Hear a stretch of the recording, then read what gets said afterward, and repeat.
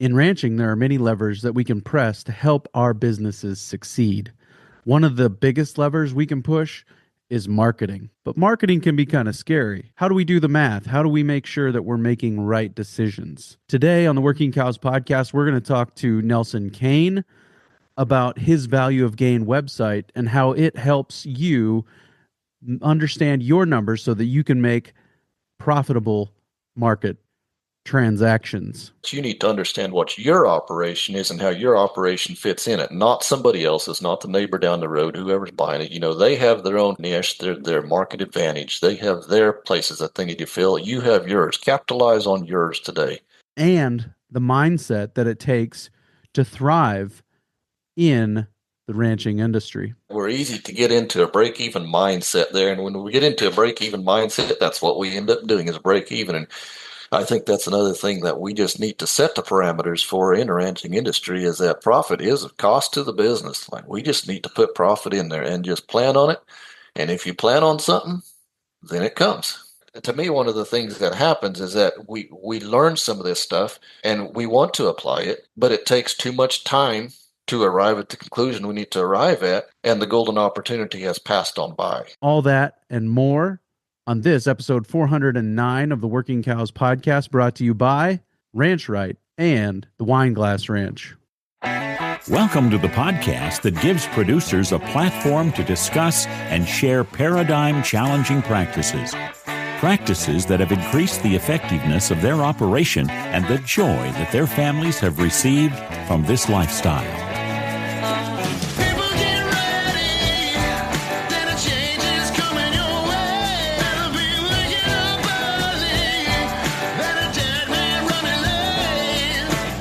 Howdy, everybody. It's Clay Connery, host of the Working Cows podcast, recorded exclusively in the Understanding Ag Studios. Very excited to be joined by Nelson Kane today. We're going to talk to him about marketing and specifically his Value of Gain website. So if you're listening to this, there's also a video companion to this episode up at the Working Cows YouTube channel. I think it's youtube.com/@Working Cows or something like that. You can go there and find this video up on the YouTube channel, and you can watch as Nelson demonstrates the website. We're going to talk to him a little bit about kind of the philosophy of sell-by marketing and some of those things, and the value of calculating those numbers. But then he's going to take us through the website and show us how it works. So I think it'll be helpful to watch that along the way. So I'll share that with you right after this word from our sponsor today, the Wineglass Ranch. 1,400 head of Wineglass Ranch Easy Keepers are coming up for sale at Oglala Livestock Auction Market on Wednesday, March 26th. Wineglass's proven grazing genetics mean these cows will work for you, not the other way around. This sale will be a rare opportunity and a complete age dispersion of coming 5-year-olds to 9-year-olds. 1,000 of them will calve for 25 days starting mid-April, and 400 will calve for 25 days starting in early May. If you want more information, you could check it out at wineglassranchinc.com. Again, March 26th, 2025, Oglala Livestock Auction Market in Oglala, Nebraska. Your opportunity to own some of the Wineglass Ranch Easy Keepers.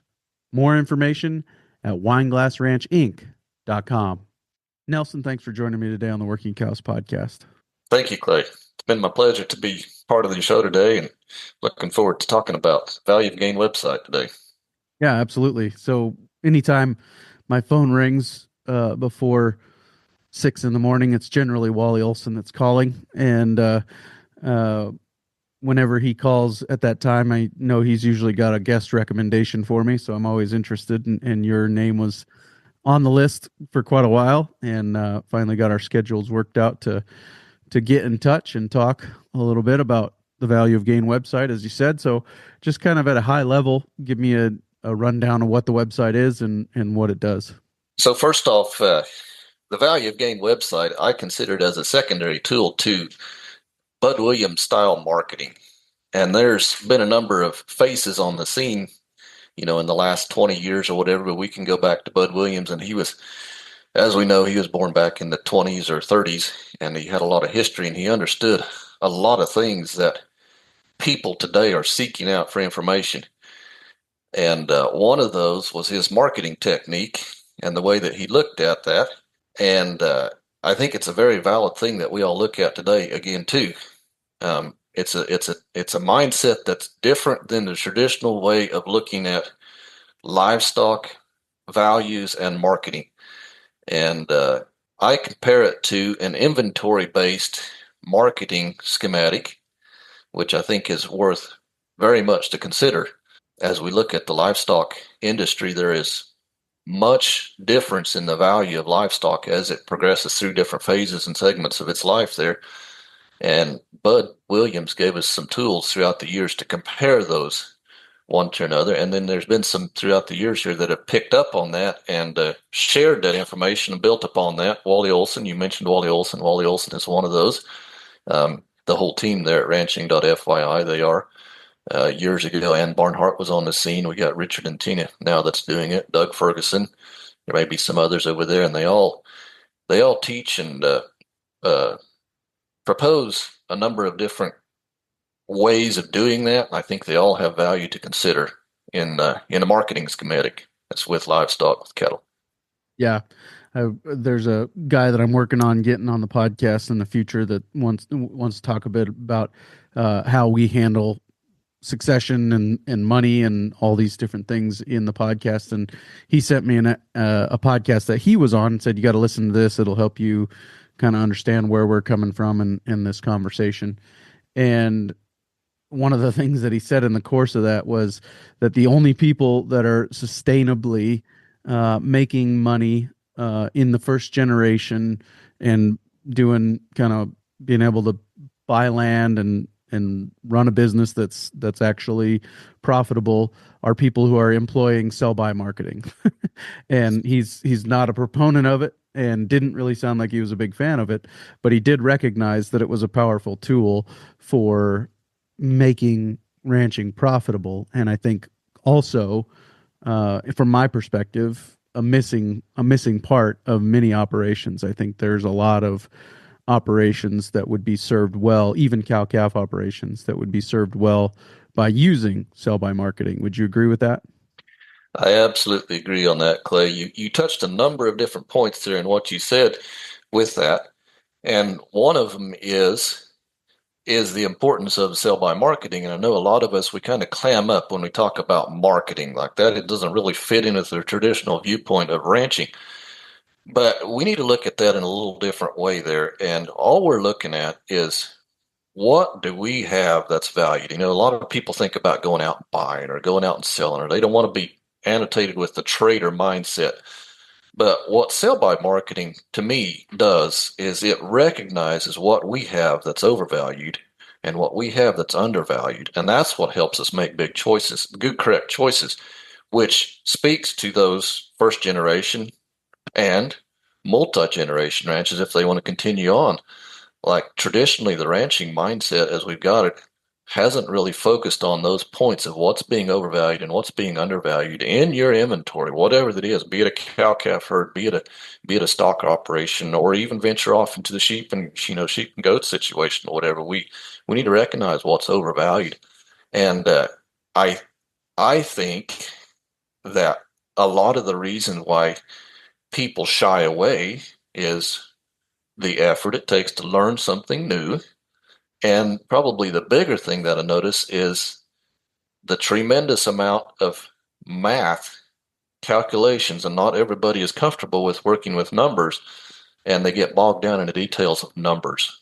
And I think that is an important part of it, obviously. I mean, I think that one of the things that we have to kind of reconcile ourselves to is that we have to become more comfortable with paying attention to the numbers than previous generations were if we're going to make this ranching thing work. I think that, previous generations have seen massive inflation or increases in the value of land, and that was part of what helped their ranches be profitable from an economic perspective, literally economically profitable. that they could afford to live on what the land and the animals produced. And now those things are slowing down, maybe less inflation in those land values, or it's not as fast, not as big of a percentage. And so now we have to be able to just be good business people if we're going to survive and thrive in the agricultural space. And the sell by marketing is a tool where you can examine your inventory and decide based on what the market is today, not in the future or not last week, but today, this is what I own that's overvalued. Somebody's willing to pay me more than it's worth to me to keep it. And I've gotten myself in trouble with some sell by marketers that you've mentioned here today by saying you shouldn't be insulted by what your cattle bring at the market unless a sell by marketer brings them. Because I was saying, well, then you probably could have made money keeping them, and everybody wanted to caveat that and say no. Every operation's different, and so just because it was profitable for you to sell it and profitable for a sell by marketer to buy it doesn't mean that you should have kept it and made more money down the road. Is that true in your experience? That is, yes, that is very correct. And that's one of the things, again, that makes it very hard to know is that you need to understand what your operation is and how your operation fits in it, not somebody else's, not the neighbor down the road, whoever's buying it. Their niche, their market advantage. They have their places that they need to fill. You have yours. Capitalize on yours today. And when you use your own data tied together with market analysis, you can realize what works for you and you can capitalize on the profitable sector that's for you in that same deal. Yes. Yep. And I really That's kind of interesting. I years ago I'd heard the account of was three sell by marketers somewhere down in Australia, and they all bought each other's sheep. It was a triangle that worked its way around there, and they were all sell by marketers. And somebody asked, "Well, how did that work? How did you sell this overvalued and undervalued?" Well, what was overvalued for one person was actually undervalued for the next person. Yep.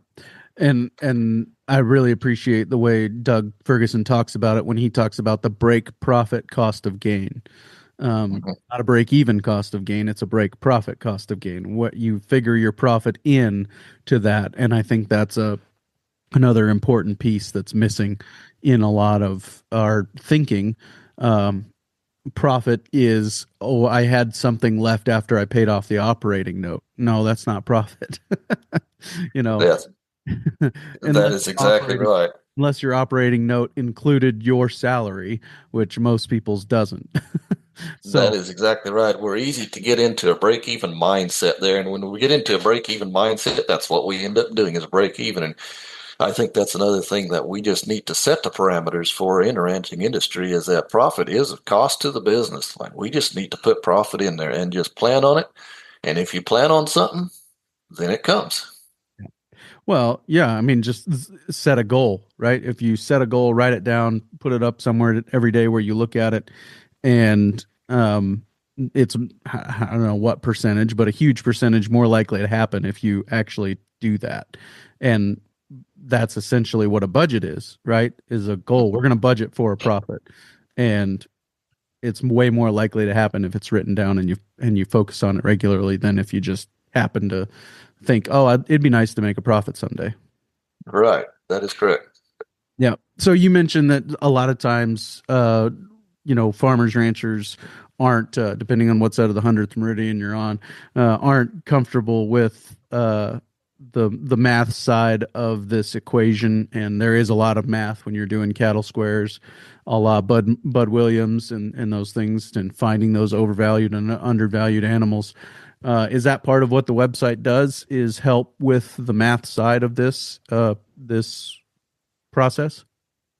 Yes, so it does. So the cattle square is at the heart of sell by marketing. And anytime you are looking at transitioning from one class of livestock to another, from one weight to another, you can use that cattle square to evaluate what the difference is and what the value of that difference is and how it intersects with your cost on that there. Well, if you have multiple different classes that you're looking at and multiple different classes that you're looking at trading out of, you can get overwhelmed with that. So, yes, that's where the website that we put together, the value of gain website that we put together, has come in here. Is that we have taken those calculations and done those for you and graphed them out in a way that is easy to see the value between what you sold and also between anything that is listed as for sale.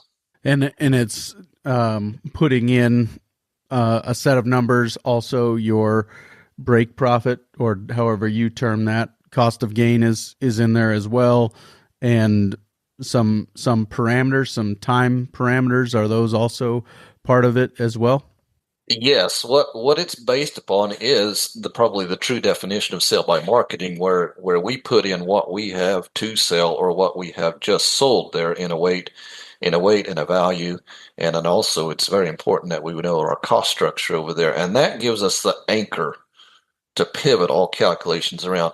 Well, sometimes people get bogged down with that and say, well, I don't know what I got to sell and I don't know what it's worth. Well, there's a number of different ways that one can look at that there. One of them, you can just bounce back to the cash index value, the feeder cash index value. If you want to bounce back to the fat cattle value, those things are all correlated together there, and they give you a basis. Maybe not an exact basis for your entity, your farm, but they give you a basis to start looking at it, and it'll give you a visual depiction of what can be overvalued, which can start to show you what do I have that maybe I should be looking at selling or keeping. Do you have preferred places that you would send people for that data? Are there, websites or reports, specific reports that tend to be more useful in that way? So on the value of gain website, we have tapped into the U.S. Department of Agriculture's, and we are pulling information from just about all of their reported livestock auction markets. And for anybody that's been on the list, they will see that it is much more populated on the right-hand side of the nation than it is on the left-hand side of the nation. But that is a starter, and those data, that information is pulled up live, weekly, currently updated as it comes out. Oh, that's very handy, because that can be kind of tricky to track down, and I don't think government websites are developed to be terribly user friendly. Yes, that's correct. That's correct. So I've went to the work to do that, to make it easy for someone else to use. That's very nice. And so, can you select different markets then to pull from, or is it kind of an average of all of them, or how does that work? Yes, I absolutely can. We have them listed out. I have my map here listed that has all of them, over 100 of them, and every one of those has got a hot link, a URL to it that we can select out any one we want to look at.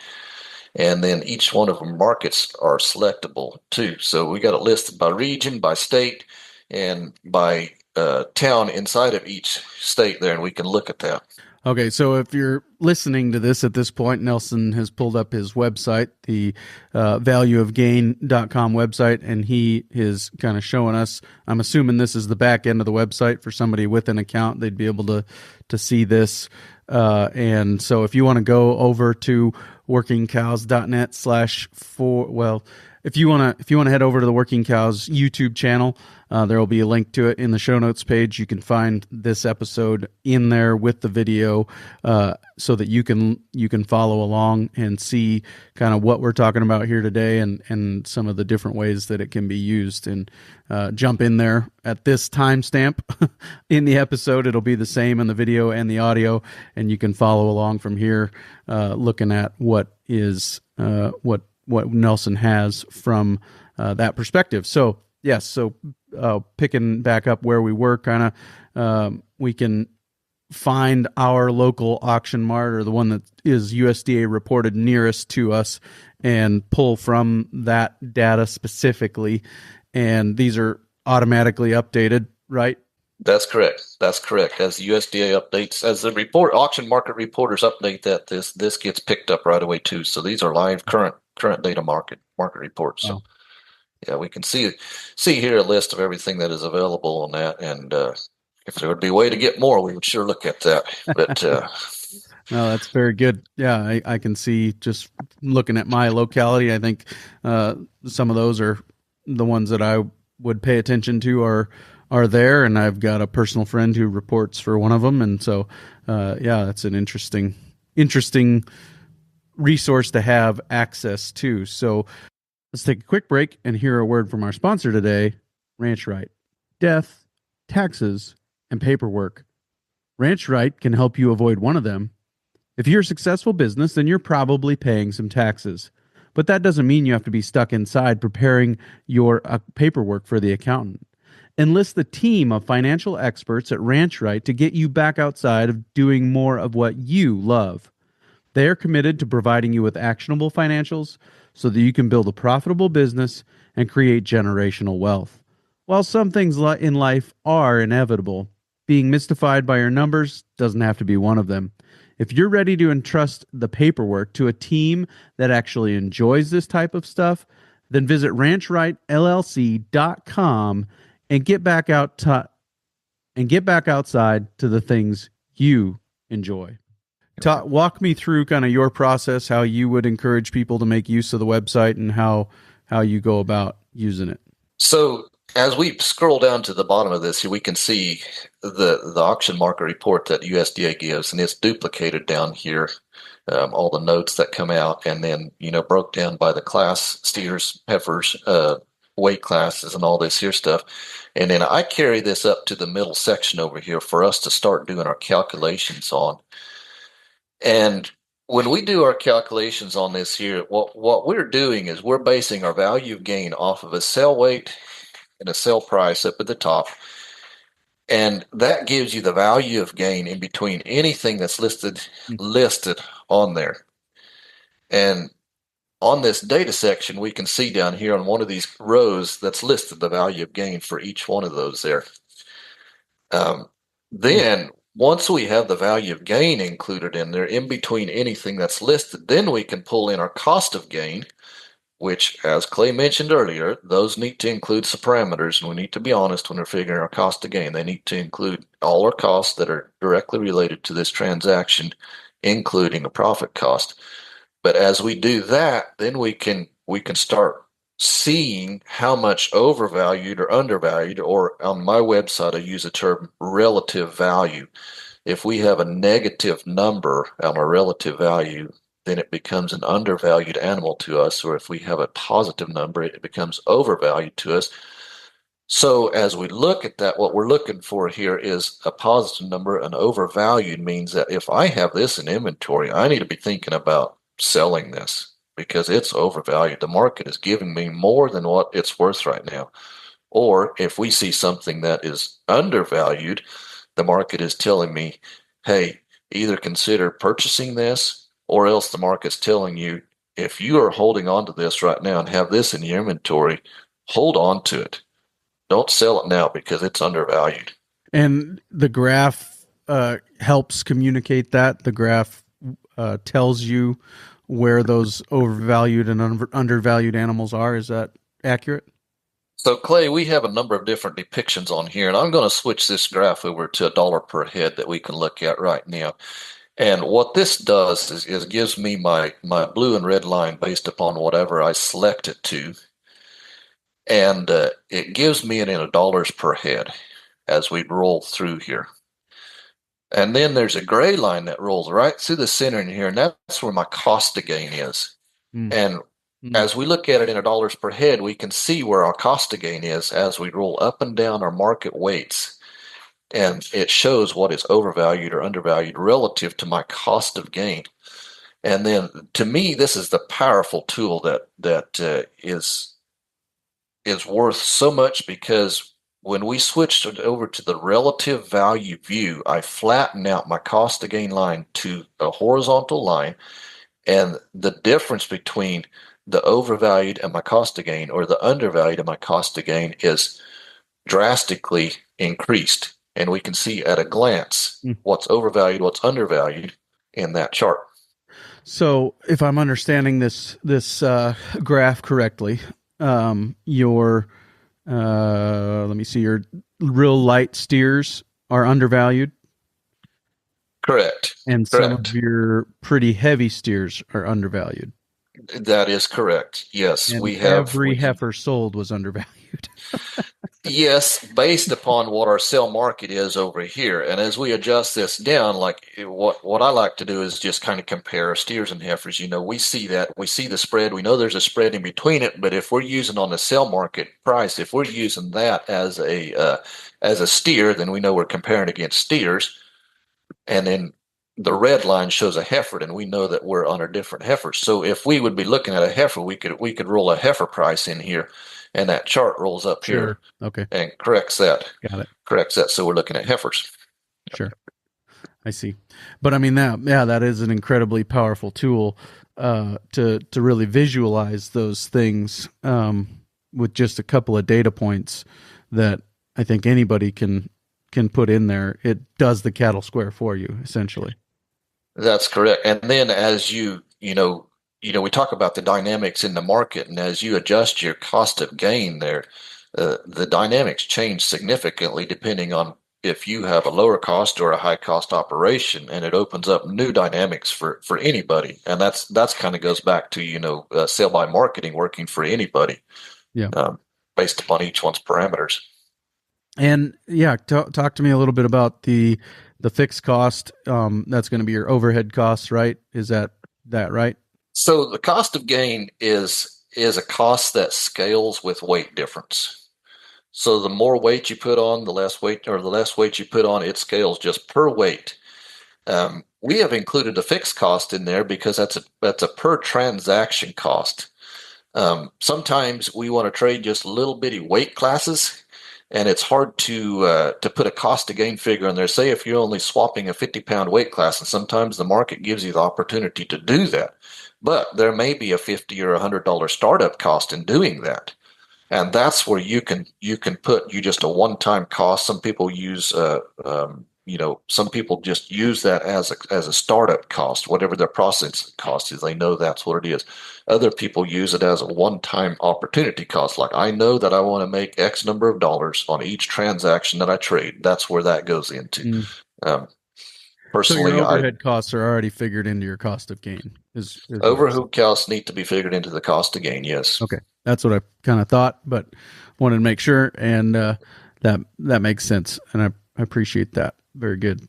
Can you talk to me about the ways that you've seen this used over the years by different people, or testimonials, stories you've heard about people and the way that they've been using it, and maybe even kind of how this has grown and adapted over the years? So, yes, I think I can just a little bit.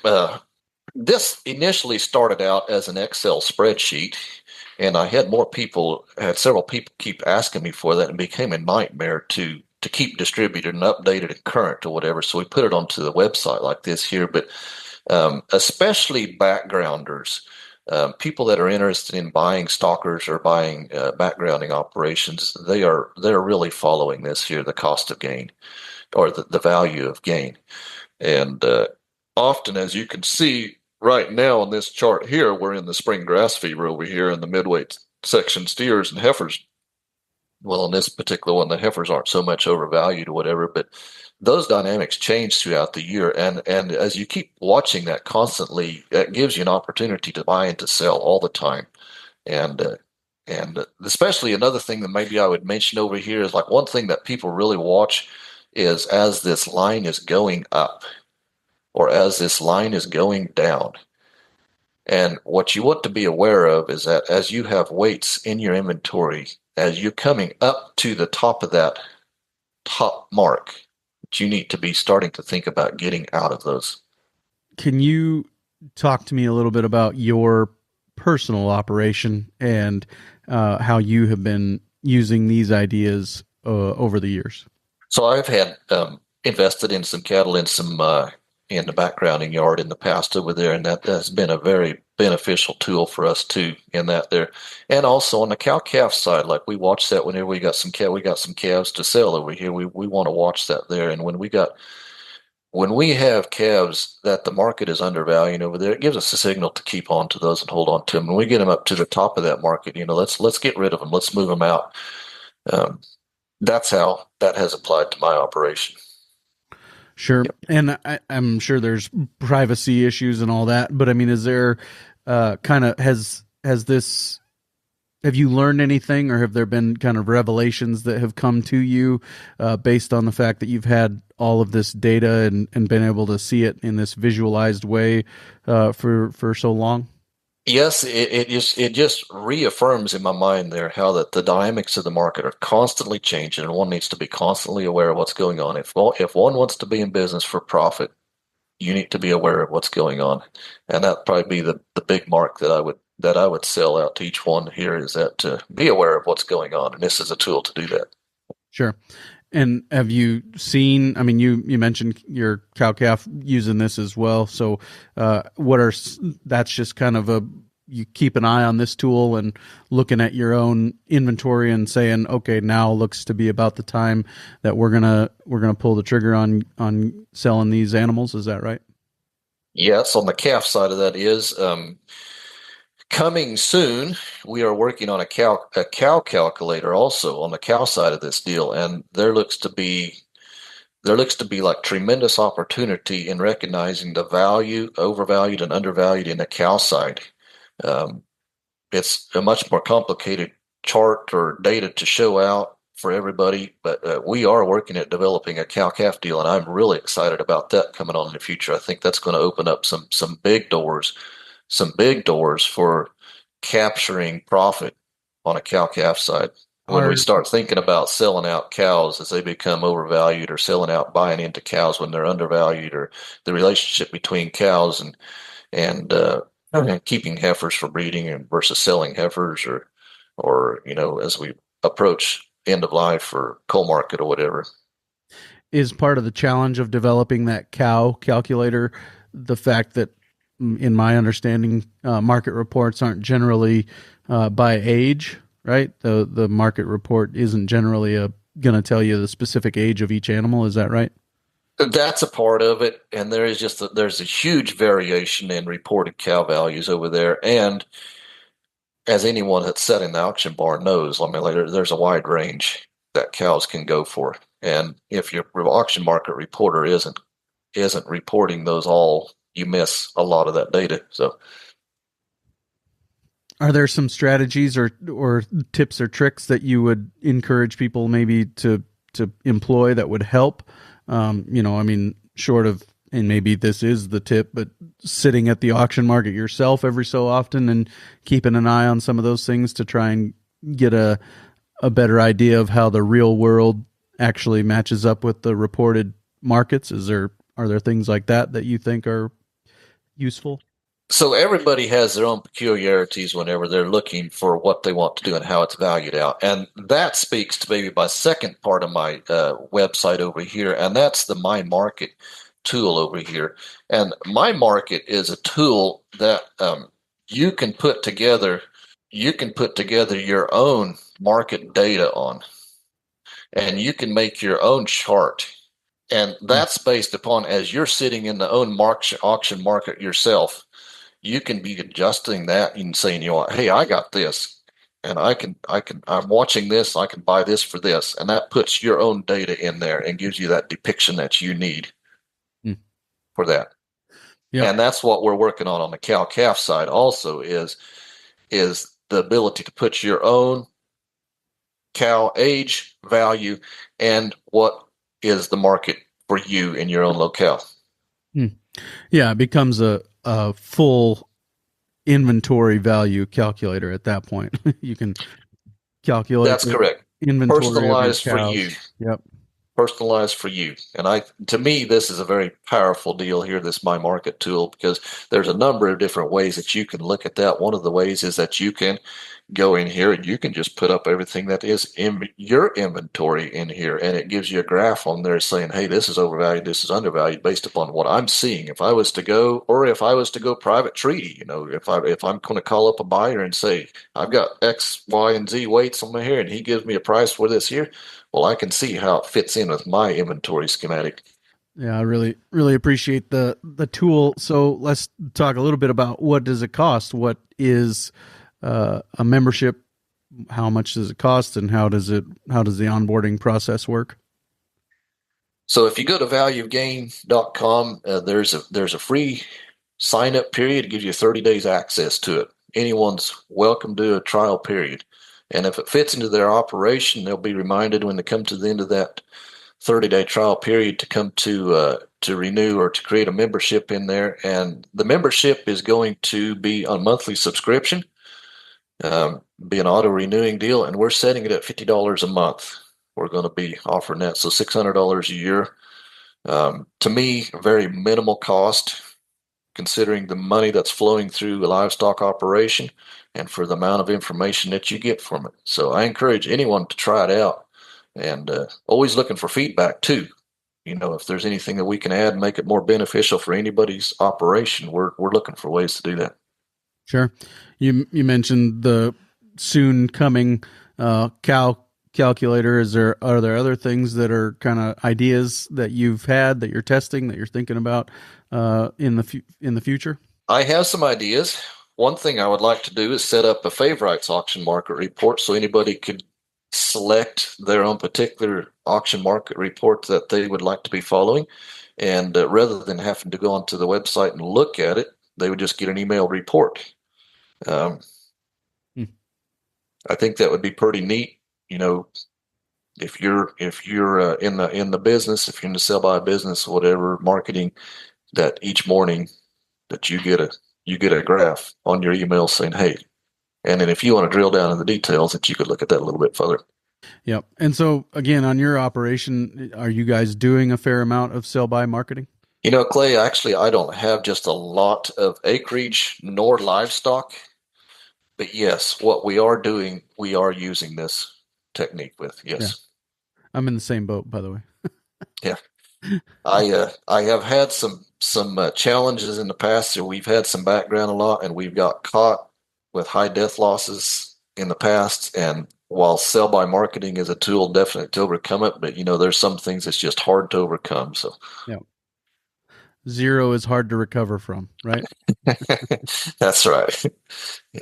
Like I said at the South Dakota Grassland Coalition's annual conference, my high school report card would tell you zero is hard to overcome. Yeah. You got to turn in homework. You can't just show up for the test. So, yeah. So what else are we missing here? Or other things that you would say, this is a piece of this puzzle that people should really know about as far as the website or sell by marketing in your experience, in your mind? Well, as I think of it, and I've talked about it earlier there, but I just want to repeat this again. Like sell by marketing has a place for everybody in the ranching industry, and I encourage anybody to educate themselves on how that it can fit into your operation. And there's schools out there to teach you, and go ahead and learn that. Maybe even backing up just a little bit further, that there's some times in life where we go along there and we say, you know what, the stars are just lining up. Well, I'm a firm believer that there's a God up above that holds the stars in his hands, right? Amen. But there's also a certain amount of education that somebody needs to apply to. And if you're sitting in the house and all the windows are closed and you don't see the stars lining up, you've missed it. And I think that's where education fits in there. Like it takes you outside and you look up at the sky and say, hey, you know what? This lined up, this worked. So I guess that would be my first emphasis is if you are not familiar with sell by marketing, go to some effort to learn about it and see how it fits in there. And if you can find the value of sell by marketing fitting into your operation, then use my tool as a secondary tool for that. I don't want somebody to go to the effort to learn something and then not use what they've learned because of the complications that are involved. And that's how I wanted to help out the industry as a general rule, is that let's make this easy for people to see what's happening. Yeah, I appreciate that. Recently had the opportunity to speak at the South Dakota Grassland Coalition's annual conference, as I said, and towards the end I shared a verse from Ecclesiastes 10, verse 10 says, if the axe is dull and one does not sharpen the edge, then he must use more strength, but wisdom brings success. And I think that, I've talked a lot on this podcast about sharpening the axe, and the less sharp your axe, the more force you have to use. Well, another thing Bud Williams taught us is that if we can figure out how to work cattle without using force and fear, they're going to stay more calm and more healthy. And I think that the same is true in our relationships with people and money and marketing. That if we have skills and we've got a sharp axe, it's not going to take force. It's not going to take leverage and fear as much as it is just timeliness and accuracy and getting in and out at the right times. Is that match with your experience? Yes, yes. I think you've hit it right on there, Clay. I appreciate that. Yeah, the Bible talks about, especially Solomon talks about seeking out wisdom and seeking out understanding. And I know there's a lot of different avenues that one can go down in that thinking over there. But even in our business mindset there, like, we need to keep that in mind. Let's seek out some understanding, seek out some, and as we gain that, we want to be comfortable with what we're understanding and what we're learning and the wisdom that we have, and then how to apply it. Let's apply that as effectively as we can and decisively. Like, to me, one of the things that happens is that we learn some of this stuff and we want to apply it, but it takes too much time to arrive at the conclusion we need to arrive at, and the golden opportunity has passed on by.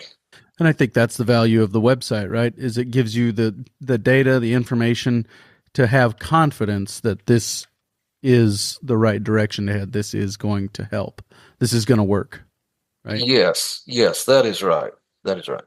And are there tutorials, kind of helps as far as getting people started in the onboarding process and some of that as well? Yes, there should be at the top right-hand corner of all of our pages, there should be a little question mark over there, an info deal, and it should give you a video tutorial or some text tutorials on there. And if there's any other questions, down at the bottom of the website, there's a support page. Send me an email. I'll be glad to, or send me through the form there, send me a support ticket, and I'll be glad to help out anybody. And if we need to, we'll share phone numbers. Even we'll go into a phone conversation. I want people to be. I want to help people, help them in their operation. Yeah, very good. Well, Nelson, I really appreciate the time today. Thank you so much for taking time to join me, and send everybody your direction to the valueofgain.com website. It's on the screen right now. If you're watching on YouTube, it'll be in the show notes page for today, and you'll be able to head over there and check it out for yourself. Use it for 30 days, and see if it's right for your business. Thank you, Clay. Enjoy the time together with you. Very good stuff there with Nelson. Really appreciate him taking the time to put the website together and give us a walkthrough of how it works. I think very powerful tool there. If you're interested in it, might be a good time of year to check it out. Coming up next week on the Working Cows podcast, I think we're going to finally get to Chuck Schembray, and we're going to talk to Chuck about regenerating our food system. How do we go about, even in the orchards, integrating livestock and making profitable changes to the soil health of our food system? That's going to be a big part of succeeding in the years to come, and we're going to talk to Chuck about that coming your way real soon on another episode of the Working Cows podcast. We'll see you then. We invite you to visit workingcows.net to subscribe to the show via iTunes or Stitcher. You'll also find detailed show notes pages, resources from our guests, and the industry leaders who have influenced them. For more ideas on putting your cows to work for you in a more profitable way, tune in next week.